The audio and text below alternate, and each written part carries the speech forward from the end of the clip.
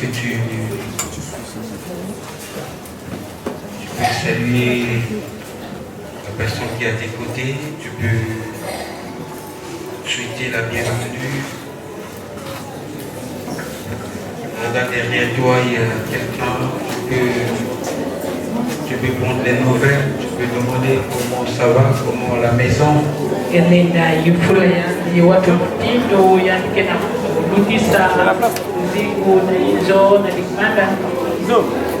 Alléluia. Amen. Il est écrit que c'est la journée que le Seigneur a faite pour nous.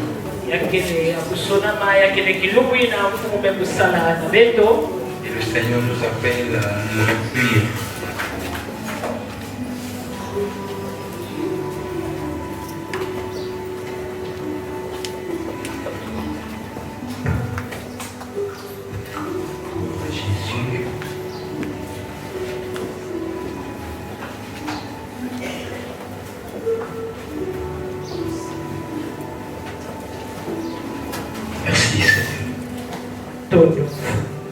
Ce matin, Némi, je crois que tu peux voir ta Bible parce que nous allons beaucoup lire. Si le temps nous le permet.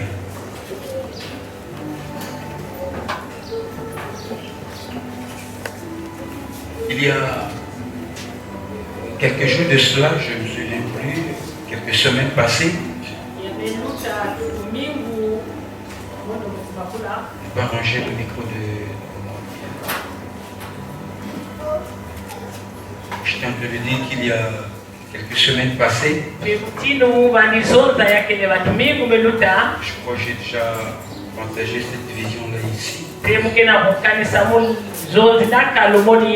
Je crois un mardi. Il devait être 1h ou 2h du matin.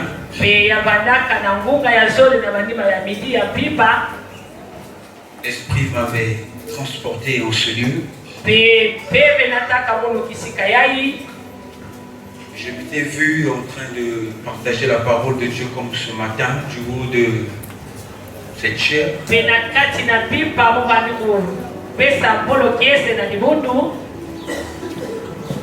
J'étais plus précisément ici. Je suis en train de parler au peuple de Dieu. Derrière moi, il y avait un ange. Il n'avait pas ses pieds sur terre.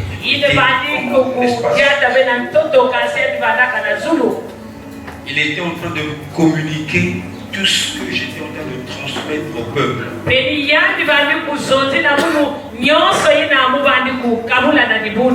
Mais avant que je ne commence ce sermon dans cette vision-là, le thème qu'il m'avait donné, c'était « C'est encore possible ».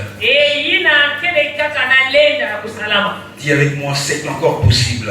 C'est encore possible. Et c'est ce thème que nous voulons partager ce matin. Je me souviens que l'ange était en train de me dire que c'est encore possible. C'est encore possible. C'est ce thème que je suis venu partager avec toi. Toi qui es en train de pleurer. Toi qui ne sais pas comment est-ce que tu sortiras de cette situation. Je viens de dire ce matin que c'est encore possible. Toi qui penses que c'est déjà fini. Toi dont les promesses, lorsque tu regardes, ne trouvent pas leur accomplissement. C'est encore possible. C'est encore possible que tu voyages. C'est encore possible que tu te maries. C'est encore possible que tu sois guéri. Peu importe ce que tes médecins ont dit. Peu importe ce que ton gynécologue a dit. Je veux te dire ce matin, bien-aimé, que le Dieu que nous prions, c'est un Dieu aux possibilités illimitées.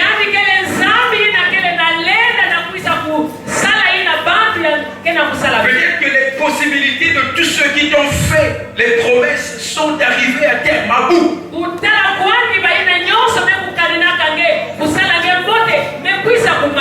Mais les possibilités de notre Dieu sont illimitées.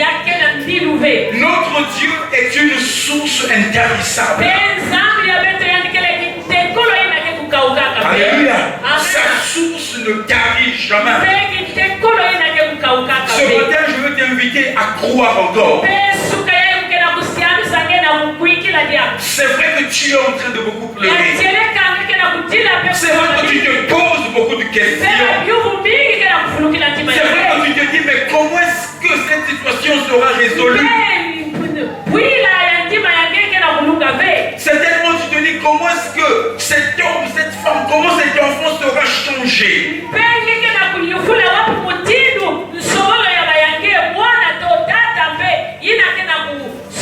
Le Dieu que nous invoquons en ce lieu, Jésus-Christ que nous célébrons, que nous louons en ce lieu, a des possibilités illimitées. Chaque mardi, lorsque nous finissons les prières ici, j'ai l'habitude d'aller vite à la maison, d'arriver avant 30 ou au plus tard 20h30, je me réveille à la maison. Il y a une émission qui passe souvent sur TF1. On chante pas les cantiques chrétiens là-bas. Il s'agit d'une émission qu'on appelle The Voice Kids. C'est-à-dire que c'est des enfants, je crois, de 5 ans jusqu'à, je crois, à 14 ans, 15 ans. Alléluia.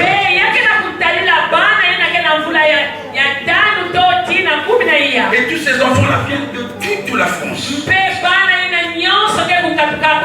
Juste dans les studios préparés pour que chacun vienne prester. Il y a des coachs, 4 qui sont là, qui écoutent donc la voix, le timbre vocal, toutes ces choses-là. Mais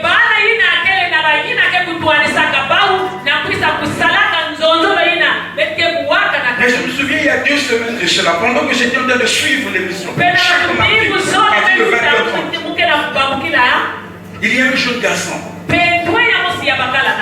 11 ans qui a chanté, qui a interprété un cantique. Sincèrement, si c'était moi, l'un des coachs, je le prenais de mon équipe. Alléluia. Une très belle voix. Le jeune homme s'était donné à fond. Vous savez, avant son interprétation, on monte à la maison, comment est-ce qu'il travaillait, il joue aussi au piano à la maison. Il s'est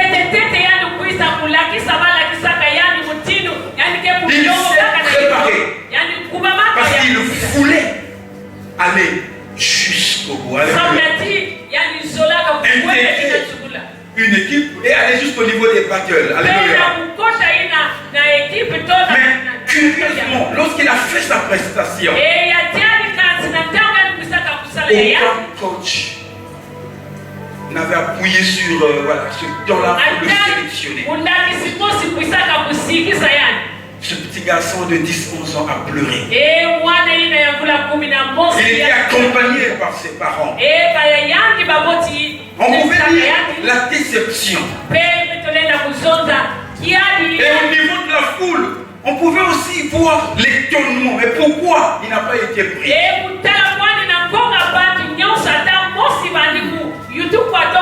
Parce que l'animateur principal de l'émission était monté sur scène. Il l'a pris. Et il a dit quelque chose que j'ai gardé. Ce soir, tu n'as pas perdu. Mais tu as appris. Alléluia. Ce soir, tu n'as pas perdu.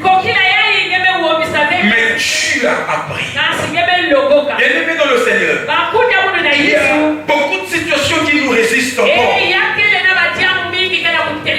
y a beaucoup de problèmes qui font encore face à nous aujourd'hui. Nous nous disons certainement que c'est fini. Alléluia. Mais le Seigneur utilise les mêmes situations. Le Seigneur utilise les mêmes circonstances pour nous apprendre. Alléluia. Pour nous donner de l'expérience. Est-ce que tu peux acclamer le Seigneur? Nous ouvrons nos Bibles dans 2 Samuel.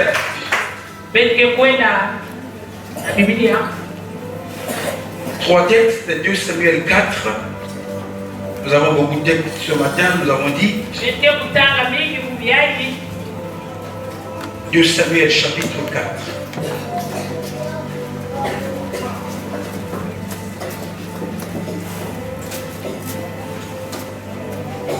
Démi, est-ce que tu peux lire le verset 4? Tu peux prendre le micro, il faut que tu aies un micro avec toi, c'est possible.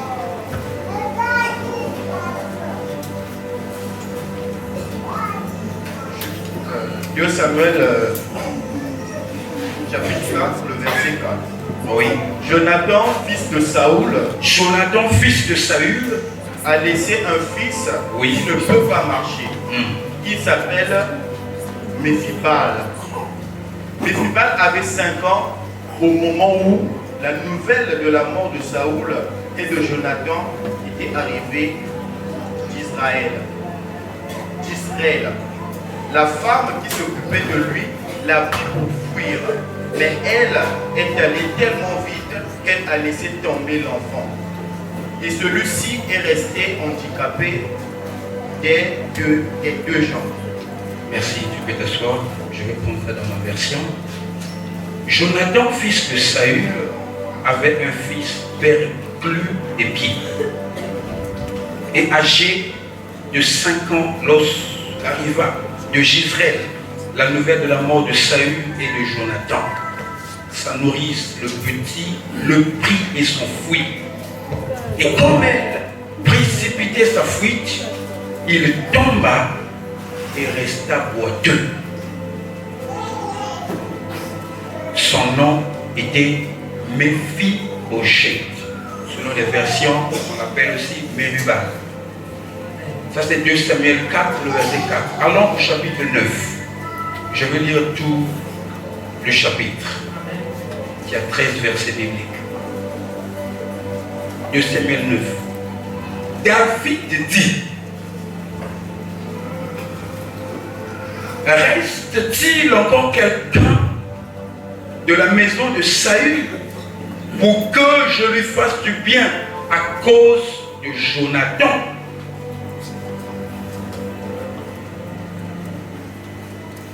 Il y avait un serviteur de la maison de Saül nommé Tsiba que l'on fit venir auprès de David. Le roi lui dit: es-tu Tsiba? Et il répondit: ton serviteur.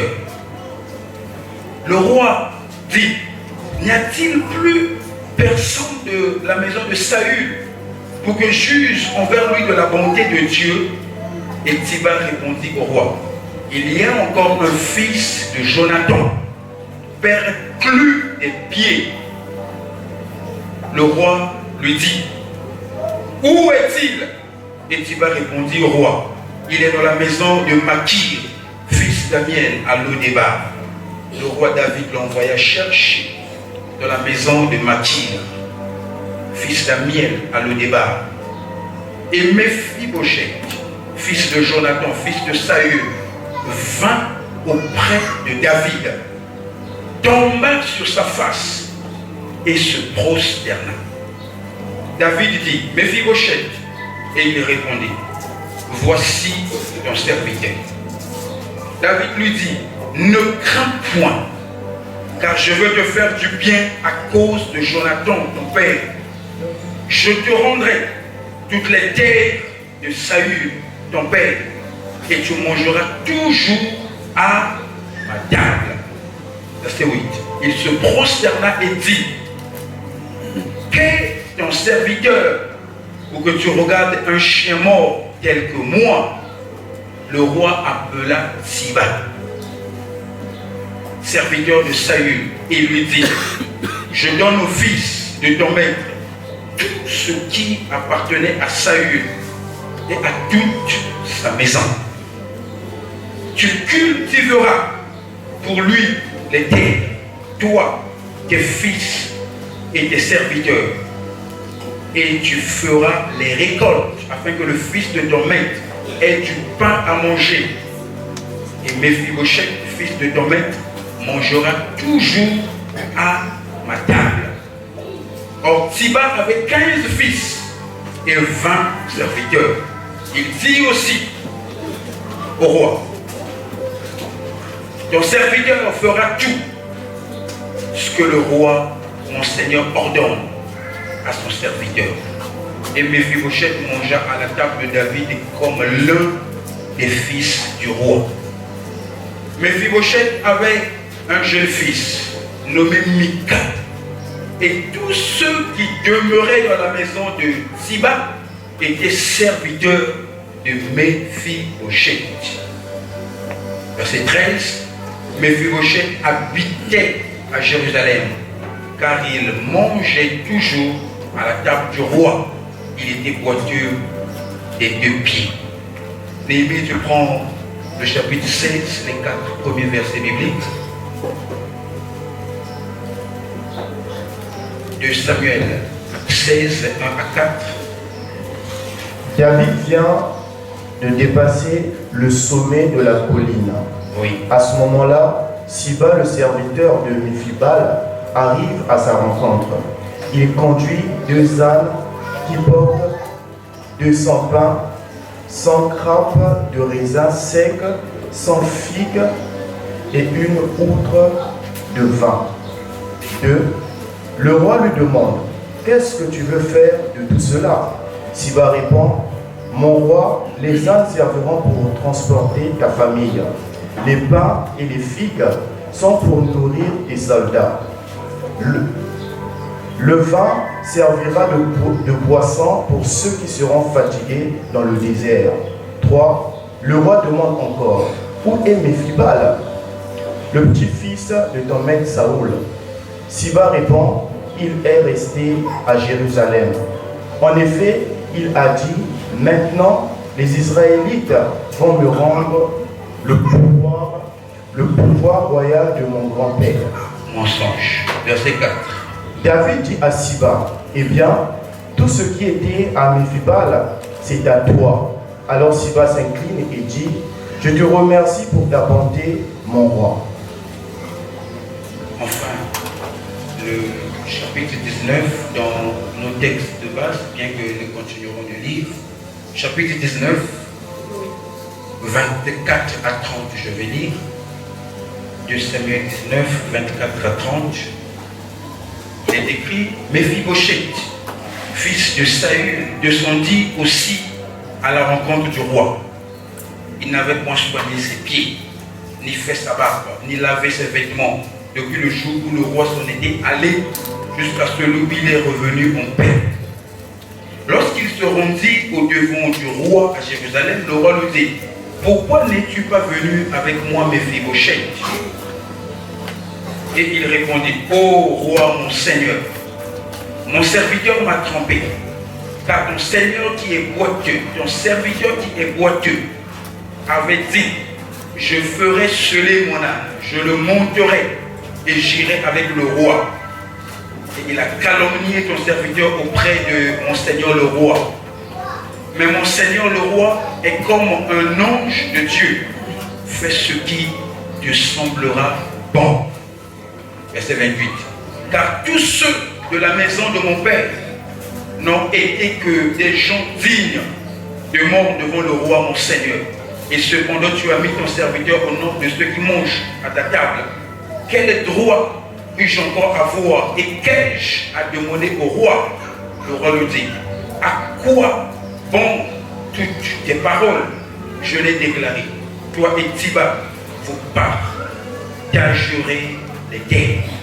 Et Méphibosheth dit au roi qu'il prenne même le tout, puisque le roi, mon Seigneur, rentre en paix dans sa maison. Est-ce que tu peux encore clamer la parole?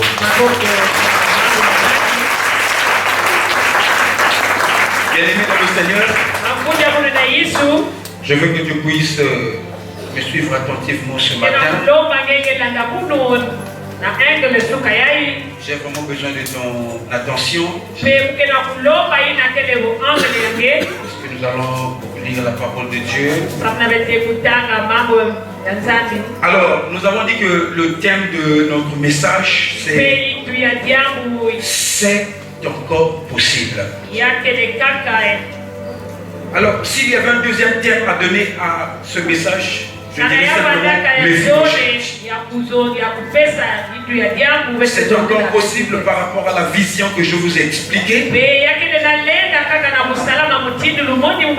L'ange qui était en train de me dire au peuple que c'est encore possible.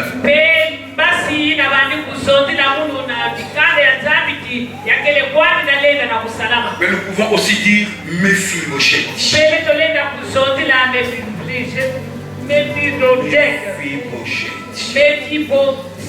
Voilà, on va y arriver. L'histoire de Méphibosheth est très intéressante, bien aimé, en ce qu'elle donne un tableau de ce qu'est l'homme dans son état naturel. Cette histoire nous montre comment la grâce de Dieu peut prendre un homme là où il est.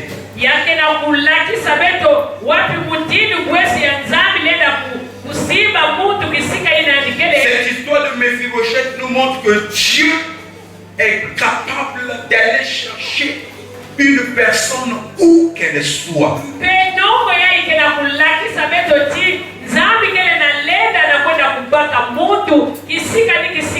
L'histoire de Méphibosheth nous montre que Dieu est un Dieu d'amour.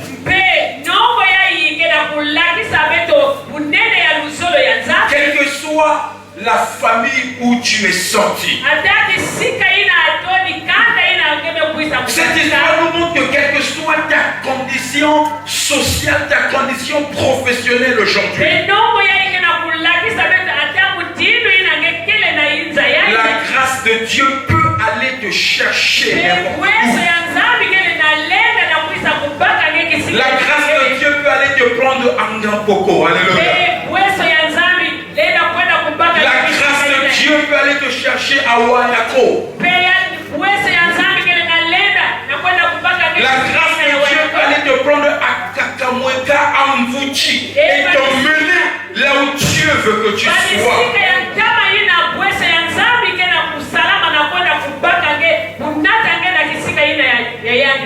Alléluia. Amen. Et en plusieurs étapes, en plusieurs points, nous parlerons de cette grâce-là, de Méphibosheth, de ce que Dieu est capable de faire.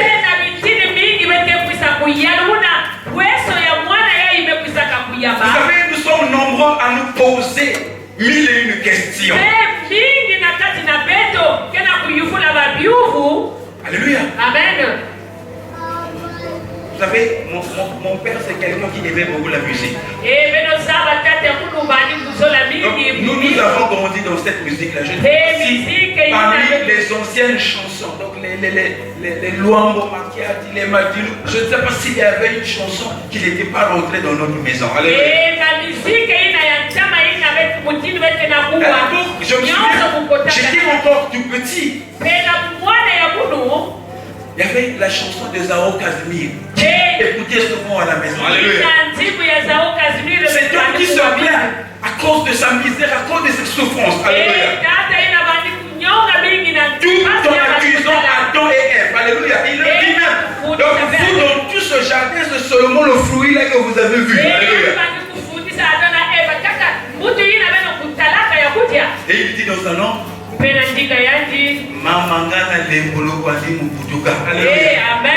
pourquoi je suis né?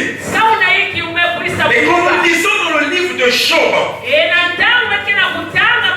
au moment où il était pincé et pressé par les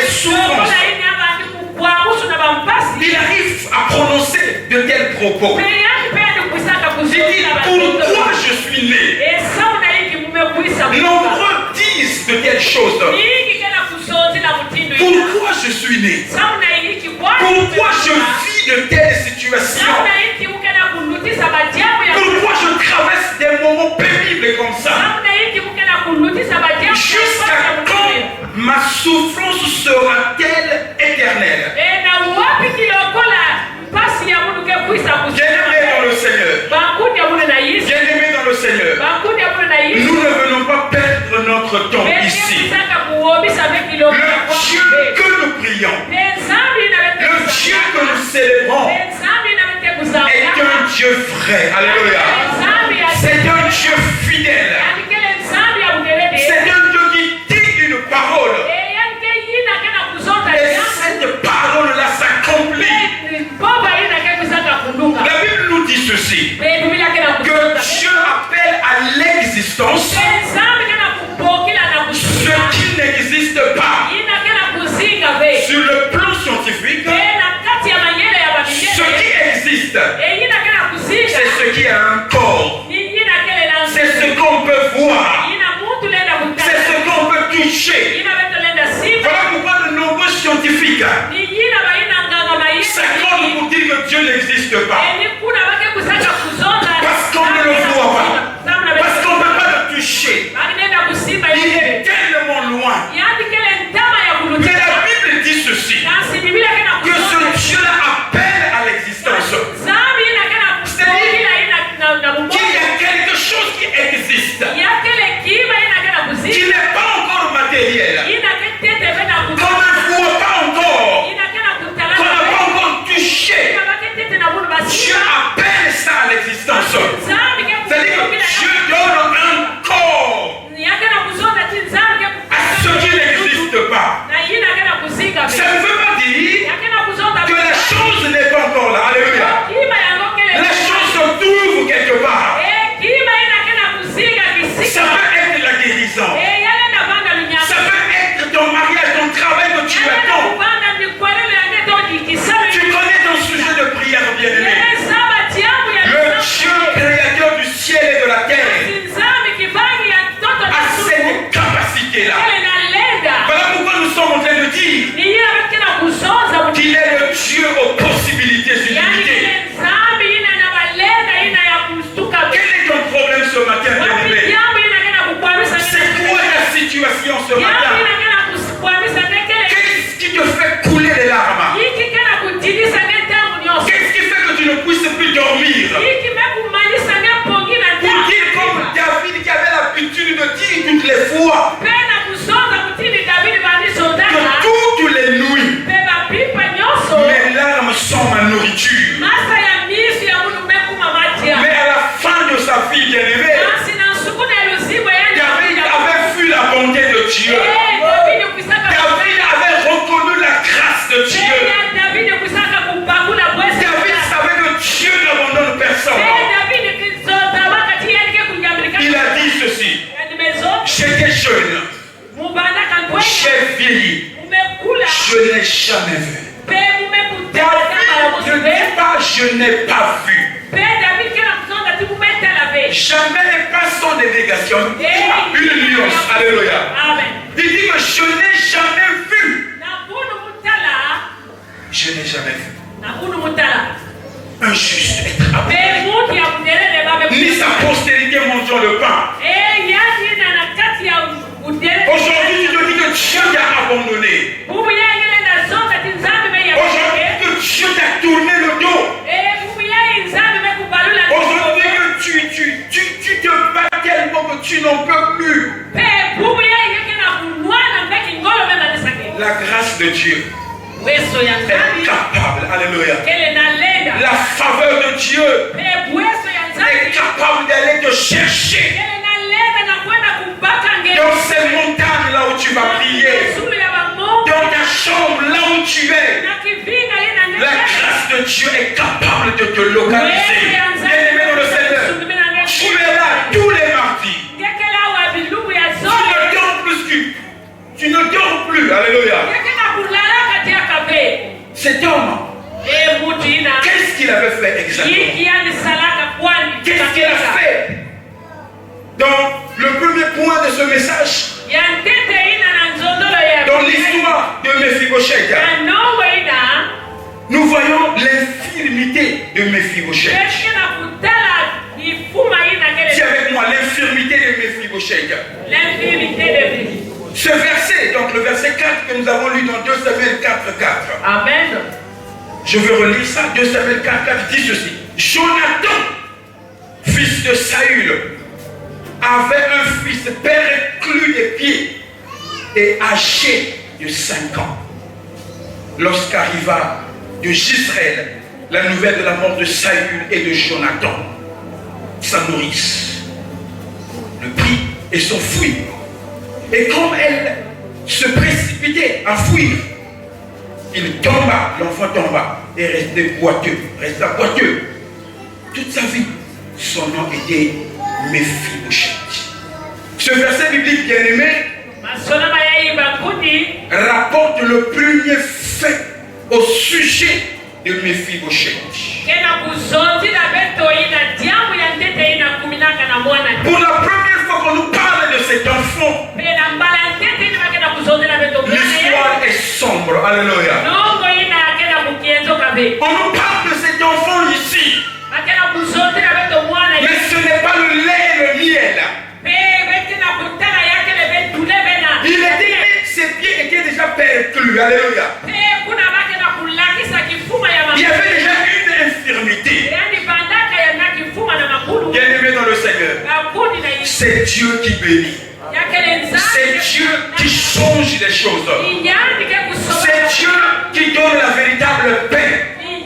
C'est Dieu qui donne le véritable bonheur. C'est Dieu qui donne la véritable joie. Lui, il était très certainement l'héritier du trône. Alléluia. C'est-à-dire, après Saül, on pouvait peut-être parler de Jonathan et ensuite de ce garçon-là. La situation sociale de la famille de Mephibosheth n'avait pas empêché qu'il naisse dans des problèmes. Alléluia. Bien-aimé dans le Seigneur, tu peux naître d'une famille, non d'une famille riche, mais les problèmes seront toujours là. Alléluia. Notre Père, c'est Dieu. Notre véritable joie, c'est Dieu. C'est en l'Éternel que nous trouvons notre bonheur. Mais cette histoire qui commence dans la douleur me fait penser à la création de toutes choses. Alléluia. Au commencement. La Bible dit, au commencement, il y avait quoi? Dieu créa. Alléluia. Au commencement, Dieu créa. La terre était informe et vide. Il n'y avait pas de forme. Il y avait un vide. Alléluia. Mais ça n'a pas empêché à Dieu, alléluia, de rentrer dans ce vide-là, de rentrer dans ce chaos-là et de réparer les choses. Alléluia. C'est Dieu qui sait le faire. Lui seul est capable de le faire. J'imagine, bien-aimé dans le Seigneur, que si on te prenait, alléluia, et qu'on te mettait en face de ce qu'était ce monde au commencement, il y avait un chaos, il y avait un désordre, les choses étaient pêle-mêle, alléluia, il n'y avait pas de forme. Mais quand Dieu a regardé, il a commencé à mettre de l'ordre. Bien-aimé, qu'est-ce que je veux dire par là? Qu'est-ce que je veux dire par là? Le Dieu que nous prions, le Créateur du ciel et de la terre, est celui, alléluia, celui qui peut mettre l'ordre dans ta vie. Lorsqu'il avait regardé que le monde n'avait pas de forme, lorsqu'il avait vu ce chaos-là,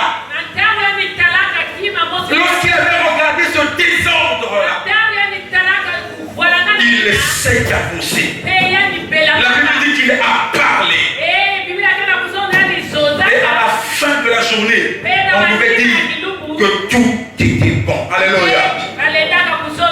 Et c'est là qu'il commence l'histoire de Jonathan. Il était né avec cette infirmité-là. Pourtant, il était destiné à une grande gloire. Alléluia.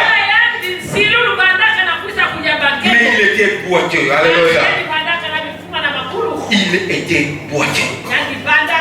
Posons-nous une question. Pourquoi la nourrice s'était-elle enfuie? Alléluia. Amen. Vous avez du vivant de Saül. Il ne s'entendait pas avec David. Il avait des problèmes avec David. Il ne voulait pas entendre parler de David. Il voulait supprimer David. Et cette nourrice avait ces informations-là. Mais nous avons dit que les nouvelles étaient venues de Gisraël. Gisraël, une petite localité. Alléluia. Que le roi était mort. Que son fils était mort. Prise de peur. Prise de peur. Elle a fui. Mais elle ne voulait pas laisser l'enfant. Parce qu'elle se disait très certainement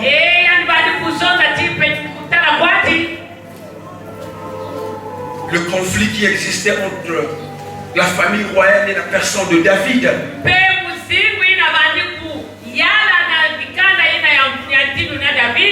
devait faire que cet enfant-là soit aussi supprimé. Alléluia.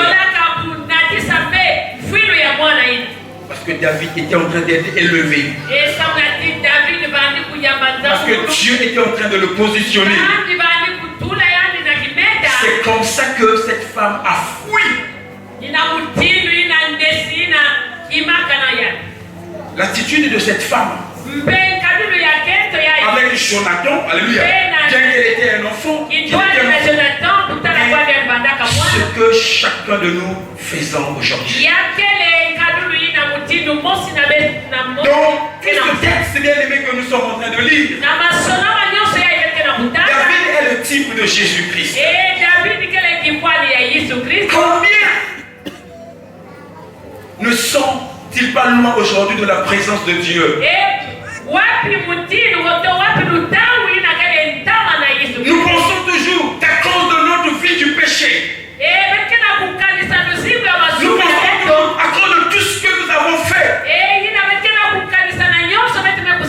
le Seigneur finira par nous détruire. Non, bien-aimés dans le Seigneur, la solution n'est pas dans la fuite. Alléluia. Fuir, ce n'est pas la solution. S'éloigner de Dieu, ce n'est pas la solution. Aller loin de la présence du Seigneur, ce n'est pas la solution. Avant cette nourrice et Mephibosheth ici, il y a Adam qui a connu une situation similaire. Dieu l'avait mis quelque part. Mais lorsqu'il avait péché, la Bible dit qu'il a fui. Quand Dieu était venu pour le rencontrer là où ils avaient l'habitude de se voir,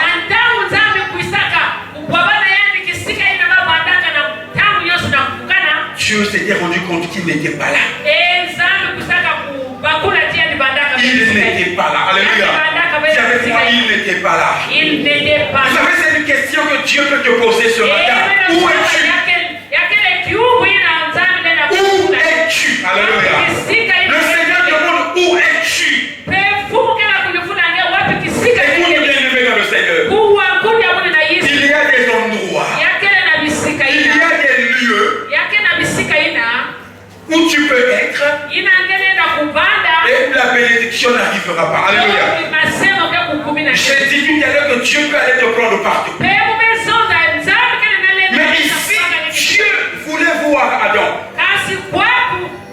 Et Dieu s'est lancé comme le premier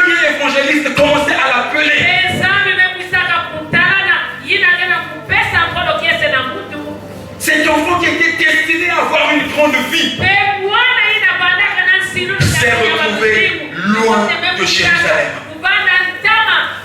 Il s'est retrouvé loin du règne. Et c'est ce que nombreux sont aujourd'hui. Dans cette première partie de l'histoire de Méphibosheth, nous voyons aussi que, comme Méphibosheth, l'homme est un boiteux devant Dieu. L'homme est un boiteux devant Dieu. Si avec moi, l'homme est un boiteux devant Dieu. C'est-à-dire que l'homme est malade devant Dieu. De la même manière que Méphibosheth avait besoin très certainement de la guérison.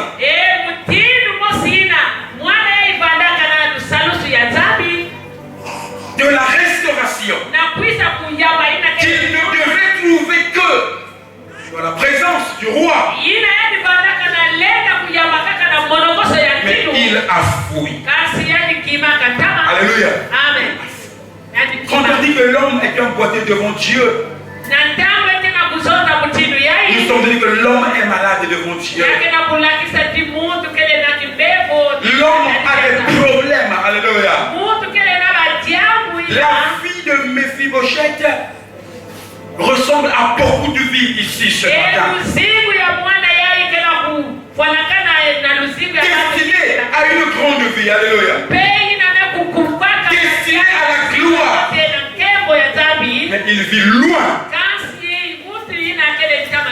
de cette gloire. Loin de cette bonne vie. Et lorsque nous parlons de Méphibosheth ici, nous voyons aussi le jeune prodige. Alléluia. Qui a quitté la maison de son père et qui est parti loin de la maison du père. Notez dans cette première partie de l'histoire que c'est l'homme qui a fui. David, c'est le type de Jésus. C'est l'homme qui a fui. Comme dans le jardin d'Éden, c'est Adam qui avait fui. Notez aussi que dans le processus de la restauration, si nous voulons être restaurés, si nous voulons vivre cette paix, cette gloire-là, nous ne devons pas fuir. Alléluia. Dis avec moi, je ne dois pas fuir. Je ne dois pas fuir. La restauration, bien-aimée, se trouve à Jérusalem. Alléluia. Auprès du roi, dans la présence de Dieu. La preuve, bien-aimé dans le Seigneur, tout le temps que Méphibosheth était resté à Lodébar, rien ne s'était passé en ce qui concerne la restauration. L'homme est un boiteux. L'homme est un malade. Voilà pourquoi Jésus dit dans Matthieu 11, venez à moi. Alléluia.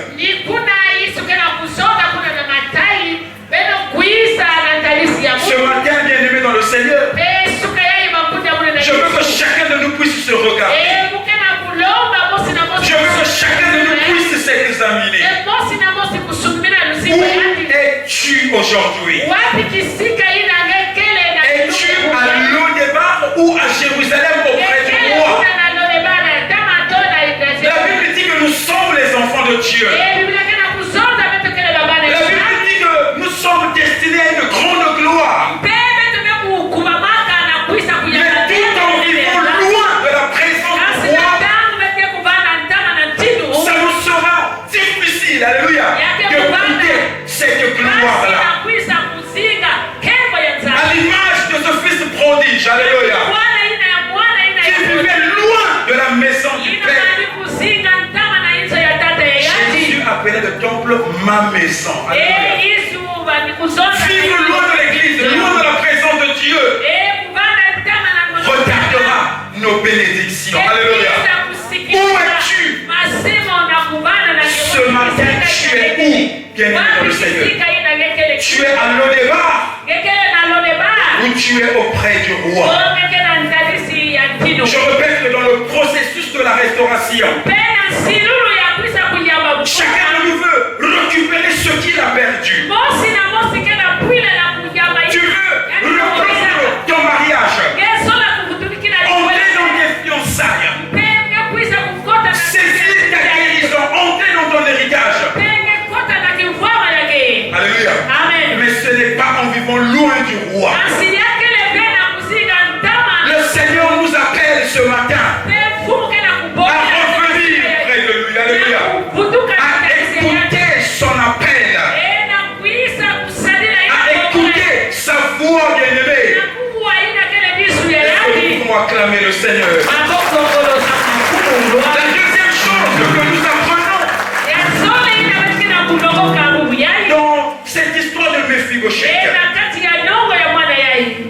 c'est la grâce offerte par David à Mephibosheth. 2 Samuel 9, le cœur de notre sujet. 2 Samuel 9, le premier verset.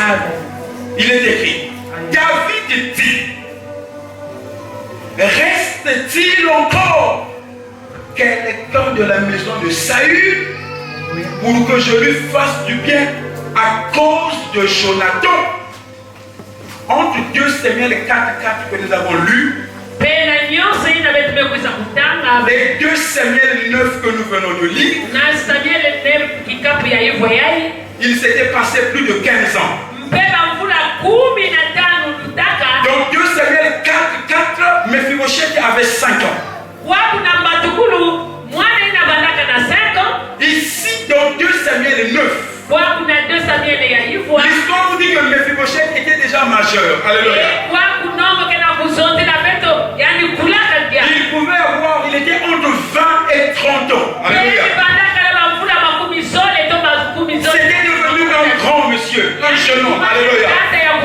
Je suis sûr que là où il était à le débat, il était en train de se poser des questions. Mais qu'est-ce qui m'est arrivé? Moi, descendant du roi Saül, je suis loin ici là au village. C'est la question que tout le monde pose. Les années sont en train de passer, mais la situation reste inchangée. Tu te dis, comment je sortirai de cette situation? Qui me sortira de ce gouffre? Quelles étaient certainement les réflexions de Mephibosheth? Nous avons dit qu'ici Mephibosheth a entre 20 et 30 ans. Mais malgré l'âge qui avançait, malgré les années qui passaient, qu'est-ce qu'il faisait?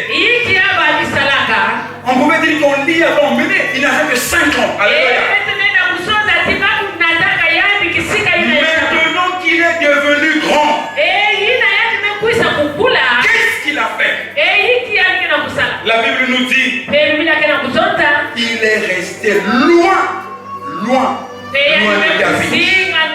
Loin de David. La Bible dit que Moïse est devenu grand. Alléluia. Quand Moïse avait grandi, Moïse, on l'avait emmené dans la maison de Pharaon parce qu'il était bébé. Alléluia. Mais quand il a grandi, il a refusé qu'on l'appelle fils de. Il voulait entrer dans ce qui est réellement à lui. Devenu grand. Alléluia. Voyez la différence entre Mephibosheth et Moïse ici. Moïse fait le choix. S'il faut qu'on me chasse de ce palais, on me chassera. Alléluia. Mephibosheth choisit de rester loin de Jérusalem, loin du roi David. C'était quoi son problème? La peur. Alléluia. Il avait peur. Il avait peur.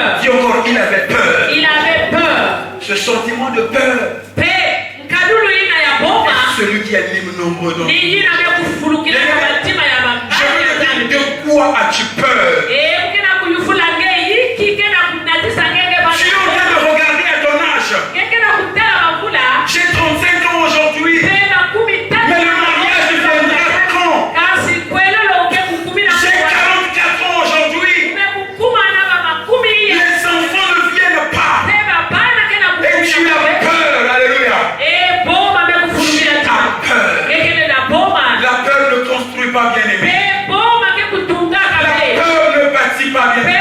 boma kekutungaka La Bible dit ceci. Biblia kena kusoma Les disciples étaient avec leur maître dans la barque. Il y a eu un grand vent. Alléluia. Les vagues qui s'étaient soulevées.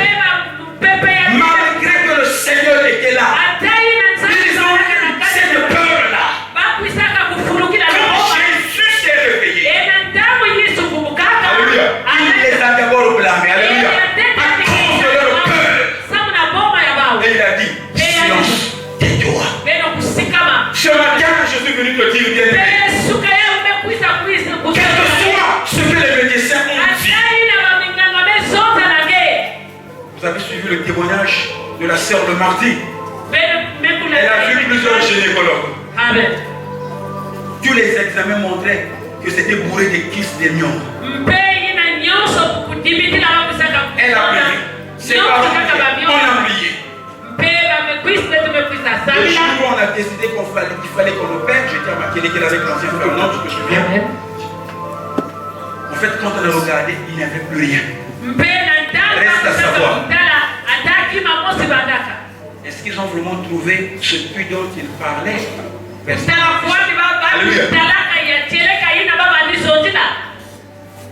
Je vois lorsqu'on enlève les kystes, les mieux qu'on montre toujours des photos. Il a fallu que les parents repartent à l'hôpital pour demander qu'est-ce qui s'était passé. On leur dit non, il y avait une infection. Est-ce que c'est pas seulement l'argent qu'on avait vu, il fallait prendre ça? Alléluia. Bien aimé dans le Seigneur, tu as peur de quoi?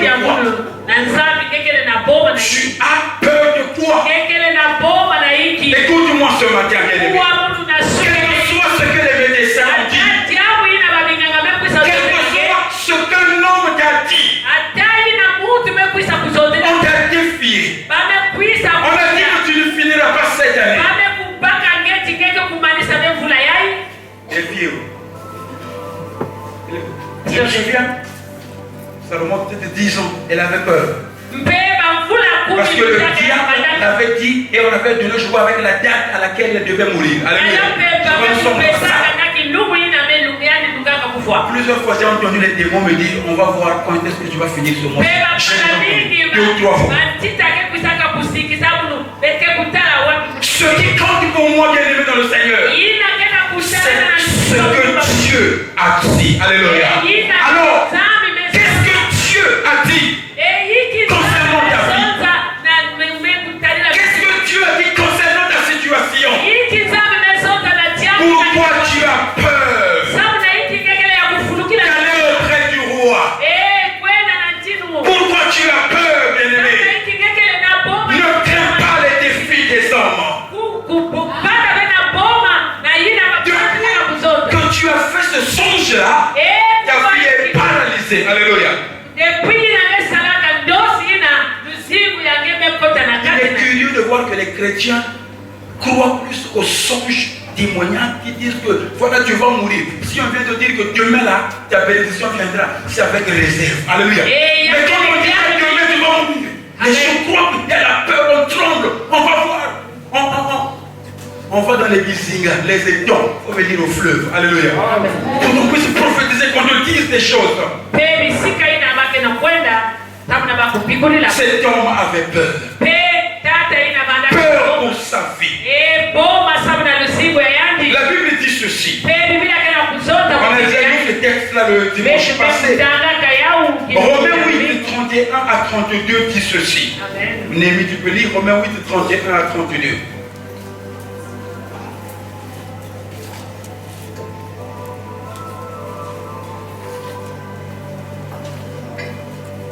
Bannis la peur, bannis la crainte. C'est encore possible que tu sois restauré. Que dire de plus? Que dire de plus? Si Dieu est pour nous, Si Dieu est pour nous, qui sera contre nous? qui sera contre nous? Même à son Fils, Dieu n'a pas évité la souffrance, Oui, mais il l'a livré pour nous tous. pour nous. Donc c'est pour nous que Dieu l'a livré, oui. Alors avec son Fils, il va tous nous donner gratuitement. Il va tous nous donner gratuitement. Qui peut accuser ceux que Dieu a choisis? Amen. Personne. Personne. En effet, Oui. Dieu les rend justes. Oui. Qui peut les condamner? Qui peut les... C'est Dieu qui est en train de parler. Oui. Personne. En effet, le Christ Jésus est mort. De plus, il s'est réveillé de la mort. Il est là, à la droite de Dieu, et il prie pour nous. Il est là et il prie pour nous. Merci beaucoup, Némi. Alléluia. Bien-aimé dans le Seigneur. Ce matin, je veux insister sur la peur. La peur ne produira rien. Alléluia. Si tu veux avancer, regarde au Seigneur. Crois aux paroles du Maître. C'est ce qui changera les choses. C'est ce qui fera avancer les choses dans ta vie. Le texte que nous avons lu est en train de dire qu'à la croix, Dieu nous a tout donné.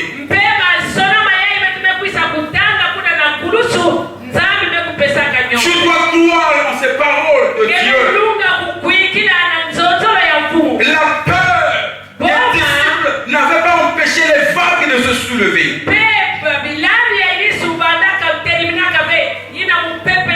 Pierre était sur l'eau. Il avait commencé à marcher. Il était en train d'avancer. Mais pris de peur, il a commencé à se noyer. Il était en train de s'enfoncer. La Bible nous parle de cette femme courageuse. La Bible dit qu'elle n'avait pas d'enfant. Mais avec la prière de l'homme de Dieu, elle a conçu. Elle a enfanté. Elle a donné un enfant. Mais quelqu'un tombe après.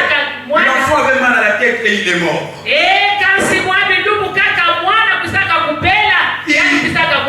a dit, je vais aller revoir l'homme de Dieu. Son mari lui demande qu'est-ce qui ne va pas. Il dit, ça s'appelle un peu la folie. Alléluia. Tout va bien. Tout va bien. Vous savez, la foi aime les risques. Alléluia. Lorsque tu rentres dans les réflexions, mais quand j'irai voir cet homme, si l'enfant ne revient pas à la vie, j'ai déjà dit à mon mari, la foi va au-delà de ces choses. Bien aimé, comme on a dit le dimanche passé, nous avons besoin de la foi. L'ennemi de la foi, c'est la peur. On nous dit toujours que dans la parole de Dieu, il est dit 365 fois que ne crains pas. Alléluia. Donc chaque jour à son ne crains pas. Regarde ton langage. Regarde ton attitude. Alléluia. Parce que c'est encore possible. Alléluia. Ce que Dieu a promis, il le fera. Les années vont passer. Les situations vont se multiplier. Mais ça n'annulera pas la bonté de Dieu. Mais ça n'annulera pas la fidélité de Dieu. La parole de Dieu finira par s'accomplir. Écoute bien, aimé dans le Seigneur. La croix de Jésus. L'œuvre de Jésus accomplie à la croix est la preuve absolue que Dieu est avec nous et qu'il est pour nous. Voilà pourquoi dans Romains 8 on dit si Dieu est pour nous, qui sera contre nous? Laisse-les parler. Les douleurs peuvent venir. Dieu finira par attester ceci, je lis rapidement. Romains 5, 10 à 11 dit ceci. Alléluia. Car si lorsque nous étions ennemis, nous avons été réconciliés avec Dieu par la mort de son Fils, à plus forte raison étant réconciliés, serons-nous sauvés par sa vie. Et non seulement cela, mais encore, nous glorifions en Dieu par notre Seigneur Jésus-Christ, par qui maintenant nous avons obtenu la réconciliation. Cette histoire du chapitre 9 ici se déroule alors que le règne de David est déjà établi.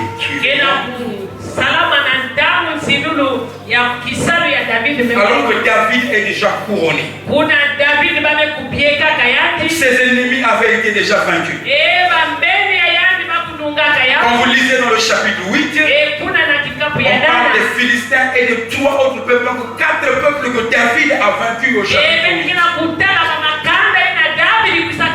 Il est couronné à Jérusalem. Il est roi à Jérusalem. Et ça, c'est pendant qu'il a tout fait qu'il dit, y a-t-il quelqu'un de la maison de celle pour que je lui fasse du bien?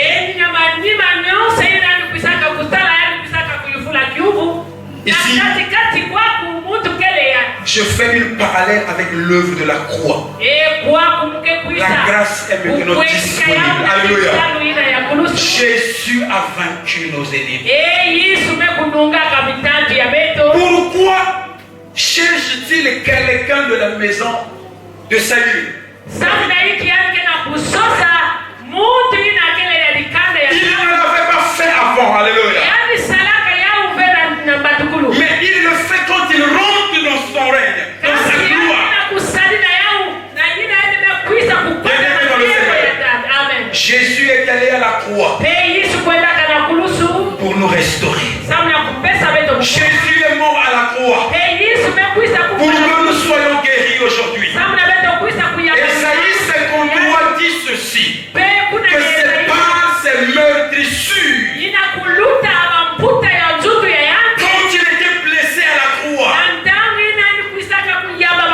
quand il a donné sa vie à la croix, et quand il est rentré dans sa gloire, il rend disponible la grâce. Alléluia. Et depuis son quartier général, il peut dire, y a-t-il quelqu'un de la maison de Saül? Y a-t-il quelqu'un de la maison des Passi, des Malonga, pour que je lui fasse du bien? Alléluia. Jésus a tout accompli à la croix. La grâce est maintenant disponible, bien-aimé. Il a donné sa vie à la croix pour que toi qui es l'héritier, que tu sois rapatrié, que tu rentres dans ton règne. Alléluia. Que tu manges à la table du roi, que tu te réjouisses avec lui. Alléluia. Comme dans ces paraboles, quand il dit à ses disciples, rentre dans la joie de ton maître. Avant la croix, il ne pouvait pas dire ça. David, avant son règne, il ne pouvait pas dire ça. Mais maintenant qu'il a vaincu ses ennemis, maintenant qu'il est couronné, Jésus a dit, tout est accompli. Bien-aimé, parce que tout est accompli, c'est encore possible. Alléluia. Dis avec moi, c'est encore possible. Les années sont en train de passer, mais n'oublie pas que c'est encore possible. Pourquoi il a cherché quelqu'un de la maison de Saül? Pourquoi pas quelqu'un d'une autre famille? Pourquoi pas quelqu'un d'une autre parenté? Pourquoi seulement quelqu'un de la maison de Saül? Dis avec moi, à cause de l'alliance. Dis encore, à cause de l'alliance. La Bible dit ceci dans 1 Samuel 20. Je veux lire 11 à 16. Suivez. Et Jonathan dit à David, viens, sortons dans les champs. Et ils sortirent tous deux dans les champs, 12. Jonathan dit à David, je prends à témoin l'Éternel, le Dieu d'Israël. Je sonderai mon père demain ou après-demain. Et dans le cas où il serait bien disposé pour David, si je n'envoie vers toi personne pour t'informer, que l'Éternel traite Jonathan dans toute sa rigueur.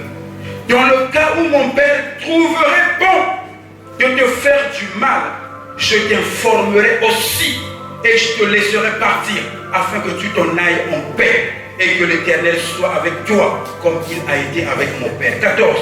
Si je dois vivre encore, cher David, veuille user envers moi de la bonté de l'Éternel. Celui qu'on voit le prince, voyait déjà que le garçon a quelque chose. Alléluia. Amen. Veuille user envers moi de la bonté de l'Éternel. 15.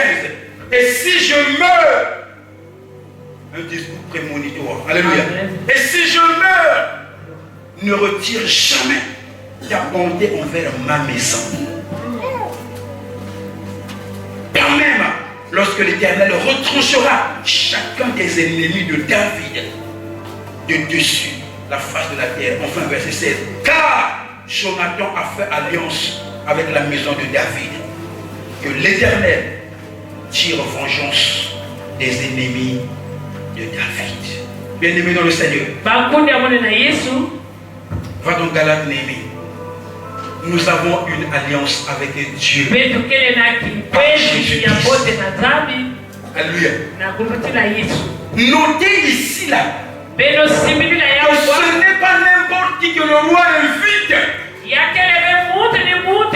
n'est pas n'importe qui que le roi David fait chercher.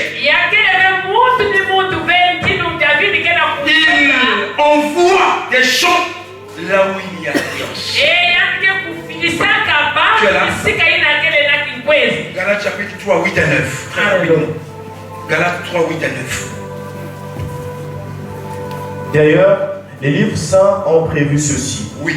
Dieu devait rendre juste les non-juifs à cause de leur foi. Oui. C'est pourquoi les livres saints ont annoncé d'avance à Abraham cette bonne nouvelle. Dieu bénira tous les peuples à travers toi. Je bénirai tous les peuples. Quand on dit tous les peuples, c'est-à-dire les juifs, les non-juifs. C'était une prophétie dans Genèse 12. Alléluia. Mais en Jésus. Continue. Ou au moins de l'alliance. Vas-y. Alors, ceux qui croient, Dieu les bénira avec Abraham, le croyant. Dieu les bénira avec Abraham, le croyant.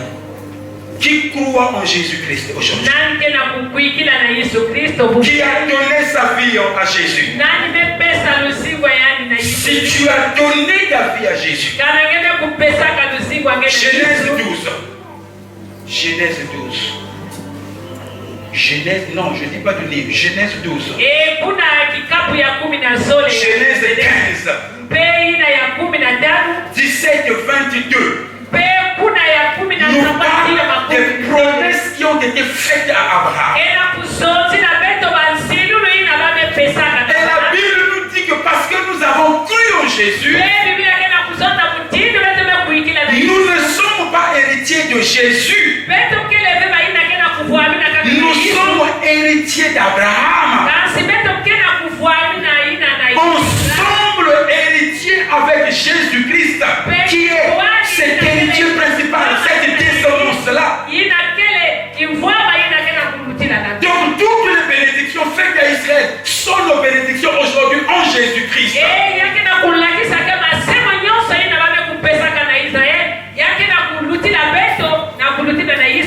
Le verset 15 à 17. Très rapidement.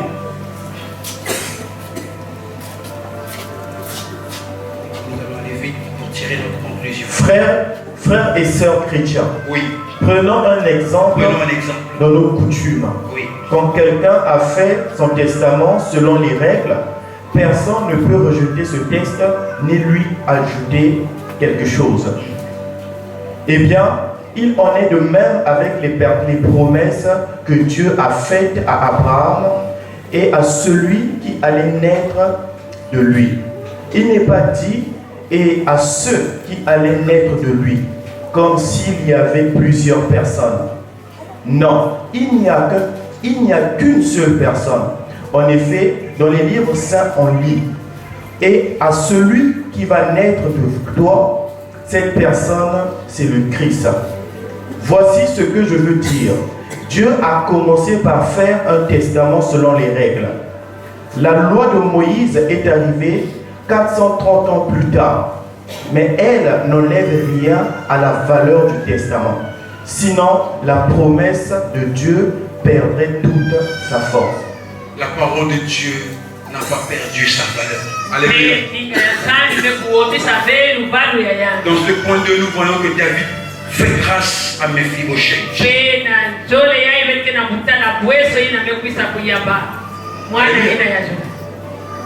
Et Dieu nous fait grâce aujourd'hui. Bien aimé, la grâce de Dieu est disponible. Alléluia. Nous sommes les héritiers. Les promesses de Dieu sont nos promesses. Les promesses faites à Abraham, à Israël, sont pour nous aujourd'hui. Dieu n'est pas un homme pour mentir, ni fils d'un homme pour se repentir. Chez Dieu, il n'y a pas de ngwalo, il n'y a aucun des fables de la frontière. Non, j'étais en train de mentir. C'est quoi c'est quoi. Dieu ne dit pas comme ça. Alléluia. Amen. Ce qu'il dit est vrai. Et il a accompli sa parole. Mephibosheth a attendu combien de temps? Il était parti, il avait 5 ans. Et plus de 15 ans, il était encore là en train d'attendre que quelque chose se passe. Il n'était pas encore rentré dans sa bénédiction. Mais David, qui est le type de Jésus-Christ, l'a fait chercher. Alléluia. La troisième chose qu'il faut savoir, c'est le témoignage apporté par Tsiba. Alléluia. Concernant Mephibosheth. Ici, nous allons aller très vite. Remarquez, quand Dieu dit, quand David dit, y a-t-il quelqu'un de la maison de David? Il ne dit pas de la maison de la maison de mon ennemi. David était un homme bon. Alléluia. Autrefois, nous étions ses ennemis. Mais nous avons été rapprochés. Alléluia. Nous avons été rapprochés. Amen. David appelle Tsiba, donc le nom signifie plantation. Il l'envoie aller chercher cet héritier-là à Lo-Débar.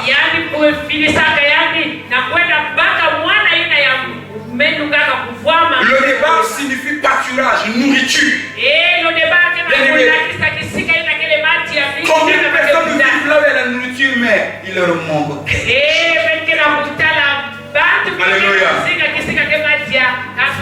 Tu travailles dans une grande institution. Tu es dans une grande entreprise. Mais tu te rends compte que tu as besoin, comme disait Jacques Vernon, pas de quelque chose, mais de quelqu'un. Alléluia. Tu as besoin de rencontrer cet homme-là qui fera que les choses puissent changer dans ta vie. Le point 4, dans l'histoire de Mephibosheth, c'est qu'il a été appelé auprès de David au verset 5. Ici, c'est comme l'évangélisation aussi. Ici, c'est comme un appel aussi à la repentance. De revenir. Dieu nous appelle, bien-aimés. Quand Samuel 9,5 dit, allez-y le chercher. Ta bénédiction ne se trouve pas dans cette frustration. Ta bénédiction ne se trouve pas dans cette peur. La solution ne se trouve pas dans ces nombreuses questions, dans ces larmes que tu ne cesses de verser. La solution se trouve à Jérusalem. Alléluia. La solution se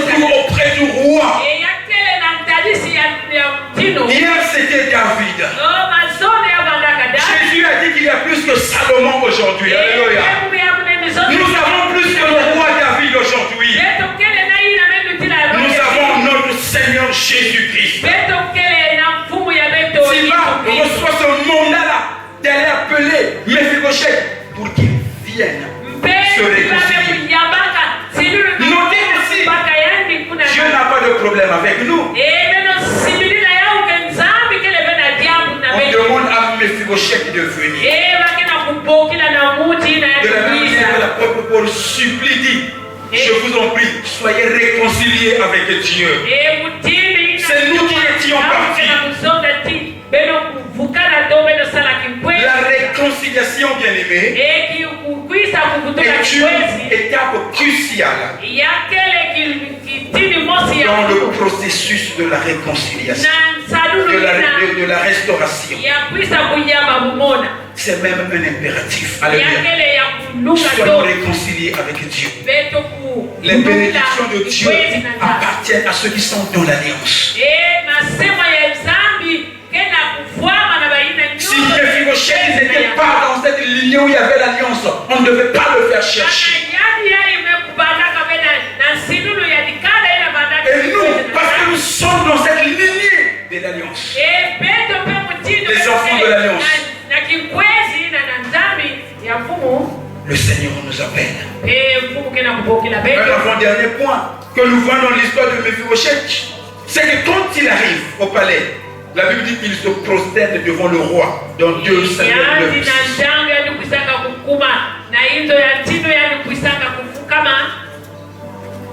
Ce texte nous fait penser à Matthieu 11, 28. Dans son état de boiteux, il est venu se jeter au pied de Jésus. C'est quoi ton infirmité ce matin?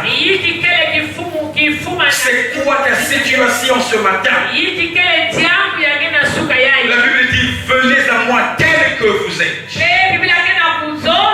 Avec ce fardeau, avec cette situation, viens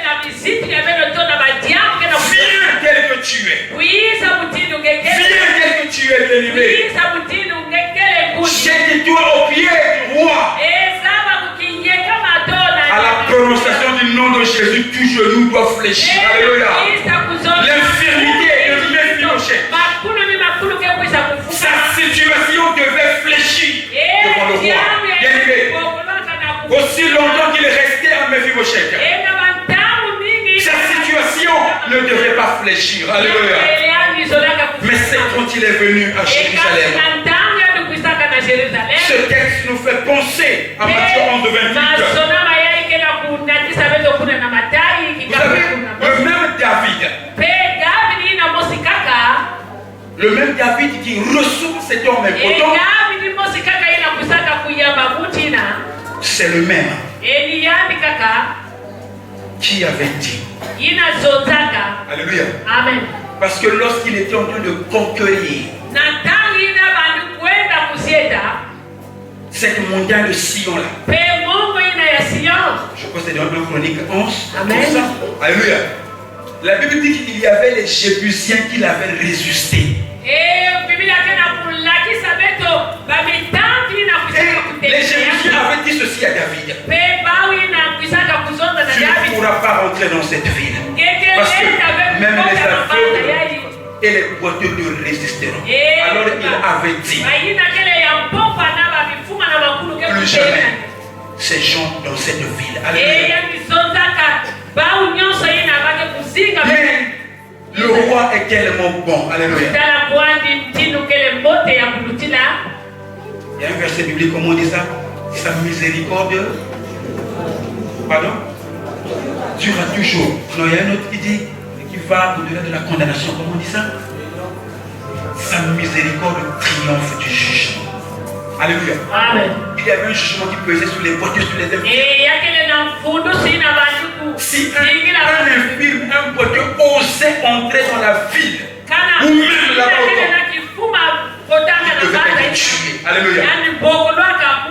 Mais si il fait montre de sa miséricorde, Dieu est miséricordieux.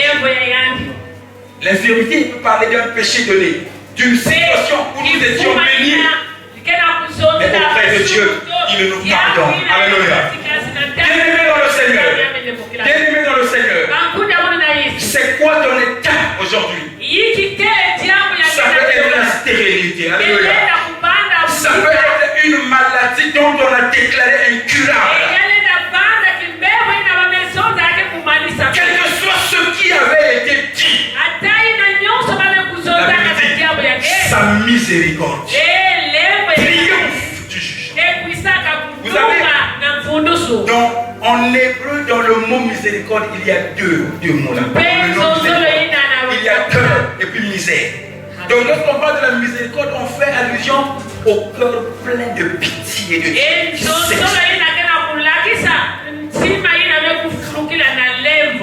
Alléluia. Amen. La miséricorde de triomphe du jugement. Et enfin, pour finir, lorsque Mephibosheth s'agenouille là, lorsqu'il se prosterne, David lui dit quelque chose que je vais lire dans 2 Samuel 9, 7 à 8. Némi, je vais reprendre ça dans ta version. 2 Samuel 9, 7 à 8. 2 Samuel 9, 7 à 8. David lui dit, oui. N'aie pas peur. N'aie pas peur. Je veux agir envers toi avec bonté. Avec bonté. À cause de ton père Jonathan, Donc à cause de l'alliance. Alléluia. Amen. je te rendrai tous les champs de ton grand-père Saoul. Et toi, tu mangeras tous les jours à ma table. Méphibal s'incline et dit, je suis comme un chien mort. Pourquoi veux-tu prendre soin de moi? 9. Mais le roi fait Non, venir Siba. tu peux t'arrêter là. David lui dit, ne crains point. Dis avec moi, ne crains point. Ne crains point. Dis avec moi, mon âme ne craint point. Mon âme ne craint point. Car je vais te faire du bien à cause de Jonathan, ton père. Je te rendrai toutes les terres du ciel de ton père. Bien aimé, qu'est-ce que tu as perdu? L'alliance nous fait rentrer là où on ne pouvait pas rentrer. C'est au nom de l'alliance que Mephibosheth se trouve au palais. Alléluia. Mais aujourd'hui, nous sommes dans une meilleure alliance que Mephibosheth. Alléluia. Alléluia. Alléluia. Nous sommes dans une meilleure alliance que Mephibosheth. Notez ces choses. 1. L'alliance nous fait rentrer là où on ne pouvait pas rentrer. Amen. L'alliance peut te faire rentrer dans une grande entreprise. Alléluia. L'alliance peut t'ouvrir des portes qui étaient jusque-là fermées.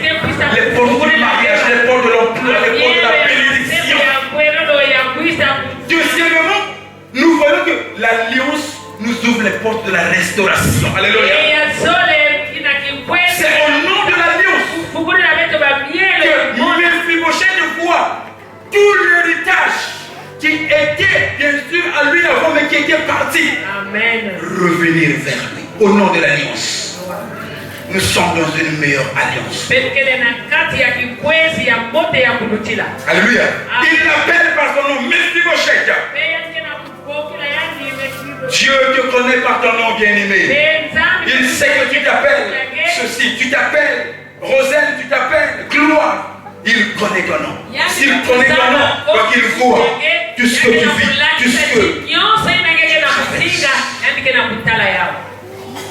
Et dans la suite, vous verrez à partir du verset 9 et 13, la grâce qui comble le pécheur. Alléluia. Le roi David dit, dorénavant, tu mangeras à table. Attendez, quelqu'un dont il était dit qu'il ne devait même pas rentrer dans la ville. Alléluia. Il lui est permis d'aller manger maintenant à la table. La Bible dit, habillé comme les princes. Alléluia. Tout ça au nom de l'alliance.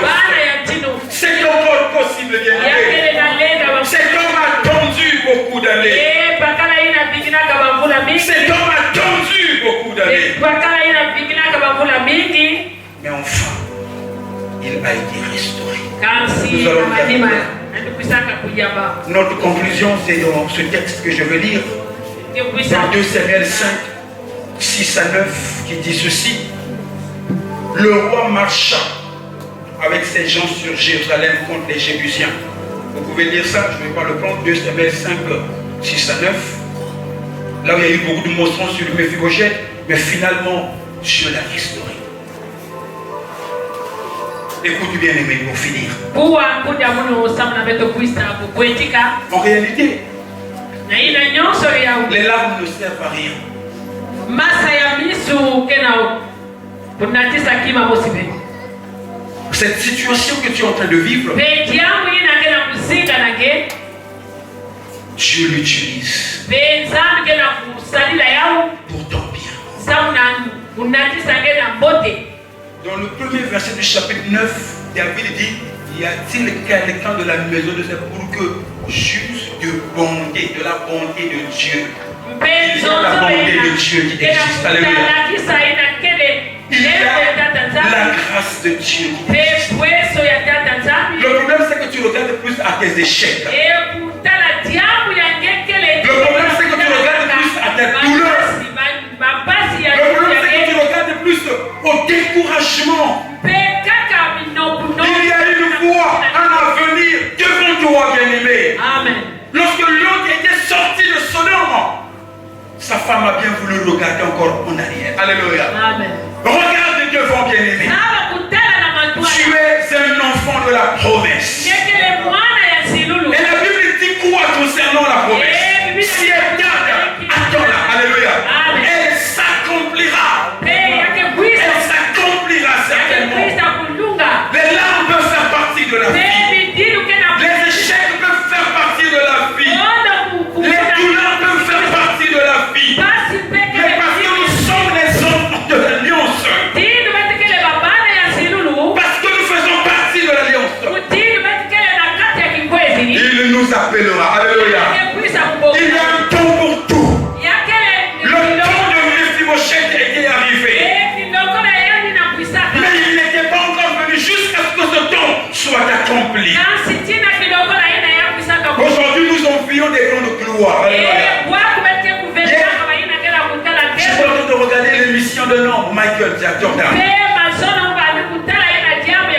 Quelqu'un que le monde a aimé. On a acclamé. Né en 1963 à Brooklyn, dans l'État de New York. Alléluia. Nous ne voyons que le grand Michael Jordan aujourd'hui. 6 fois champion NBA. Personne d'autre dans l'histoire du basket. Aux États-Unis, dans le NBA, c'est le plus grand championnat du basket, comme le football en Angleterre. 6 fois champion. Il a joué au plus haut niveau de 1984 à 2003, pendant 19 ans. Non seulement qu'il était 6 fois champion NBA, mais 6 fois MVP. C'est-à-dire que meilleur joueur des finales. Alléluia. C'est-à-dire quand on joue la finale, le meilleur des joueurs, 6 fois. Donc chaque fois qu'il a joué la finale, il était meilleur.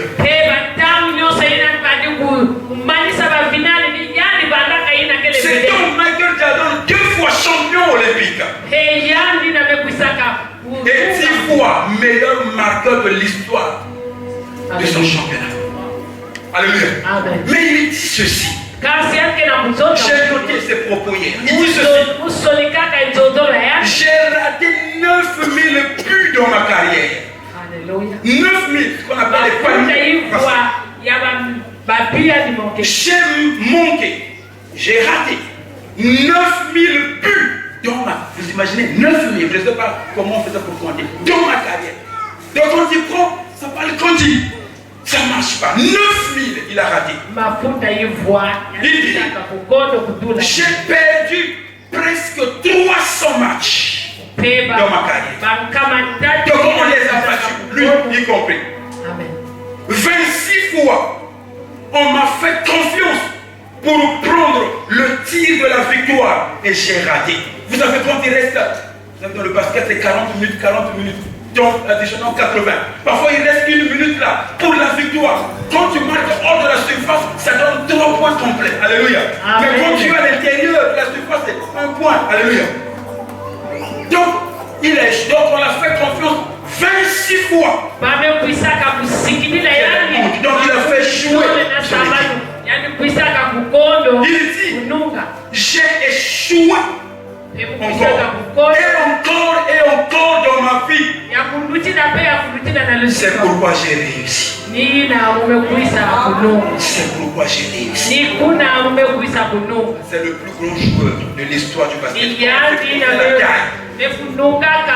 Contre la gabarit, alléluia. Mais regardez, aujourd'hui, il est incomparable dans son domaine. Amen. Aujourd'hui, c'est un grand. Tu as échoué, tu connais l'échec. Tu tombes, tu te relèves. Mais ça finira par marcher. Est-ce que tu vas acclamer le Seigneur? Tu vas te lever là où tu es. Lève-toi là où tu es.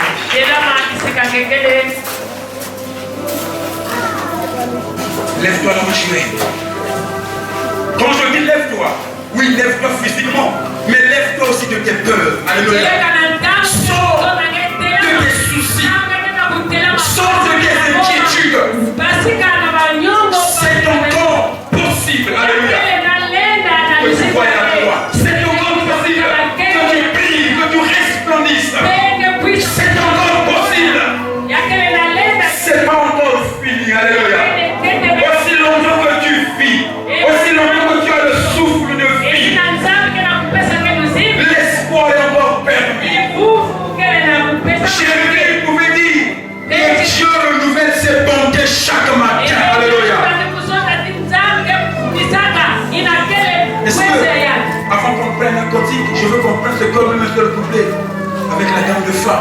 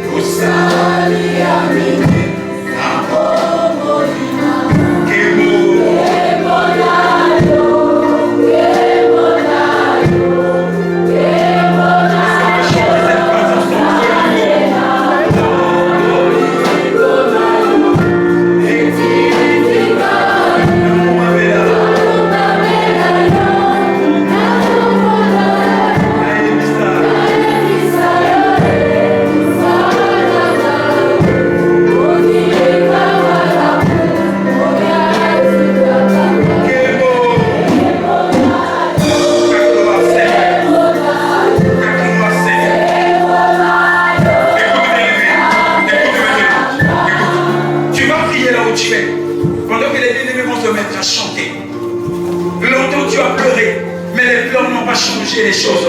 Longtemps, tu étais blessé, meurtri, mais ça n'a rien changé. Tu vas élever ta voix. Tu vas parler à toi-même. Tu vas parler à ton âme. Dis, comme disait David, mon âme n'est pas peur, ne crains pas. La promesse est pour toi. Tu seras appelé, tu entreras, tu mangeras la table du roi, tu te marieras, la guérison sera constatée, la réussite sera vue. Il appelle à l'existence ce qui n'existe pas. Élève ta voix et parle